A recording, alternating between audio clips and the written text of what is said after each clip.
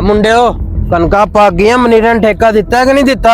ਜੋ ਸਾਹਿਬ ਠੇਕਾ ਲੈਣ ਜਾਣਾ ਵਾ ਨਹੀਂ ਦਿੰਦਾ, ਕਹਿੰਦਾ ਭਾਜੋ ਤਾਂ ਕੋਈ ਠੇਕਾ ਨਹੀਂ ਹੈਗਾ। ਹੁੰਦੀ ਐ ਮਜਾਲ ਚੌਧਰੀ ਦੇ ਬੰਦਿਆਂ ਨਾਲ ਇੰਜ ਗੱਲ ਕਰੇ, ਕਿੱਥੇ ਮਿਲੇਗਾ ਮੈਨੂੰ? ਜੋ ਸਾਹਿਬ ਅੱਗੇ ਆਓ ਚਲੀਏ।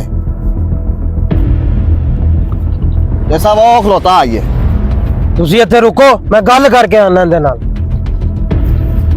ਆ ਚੋਰੀ ਤੇ ਗਿਆ ਆਈ ਵੇਖੀ ਕੀ ਹੁੰਦਾ ਯਾਰ। ਚੋਰੀ ਨਹੀਂ ਉਹ ਬਚਦਾ ਅੱਜ ਮੈਨੂੰ ਲੱਗਦਾ।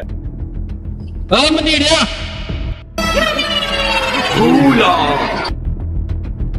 ਤੇਰੀ ਇਹ ਮਜਾਲ ਤੂੰ ਚੌਧਰੀ ਦੇ ਬੰਦਿਆਂ ਨਾਲ ਬਦਤਮੀਜ਼ੀ ਕਰ ਰਿਹਾ ਤੂੰ।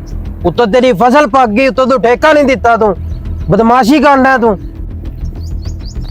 ਅੱਛਾ ਚੌਧਰੀ ਸਾਹਿਬ ਦੇ ਦੇਨੇ ਆ ਤੁਹਾਨੂੰ ਠੇਕਾ।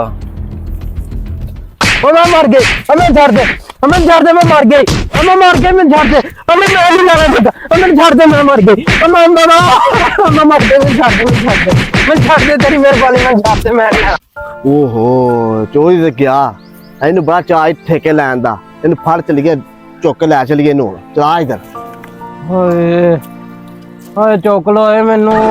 ਸਾਹਿਬ ਆ ਗਿਆ।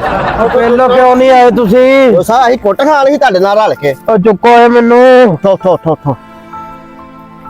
ਮੈਨੂੰ ਲੈ ਆਇਓ ਏ, ਮੈਨੂੰ ਹਸਪਤਾਲ ਲੈ ਆਇਓ। ਚਲੋ ਚਲੀਏ। ਮੈਂ ਨਹੀਂ ਲੈਣਾ ਠੇਕਾ।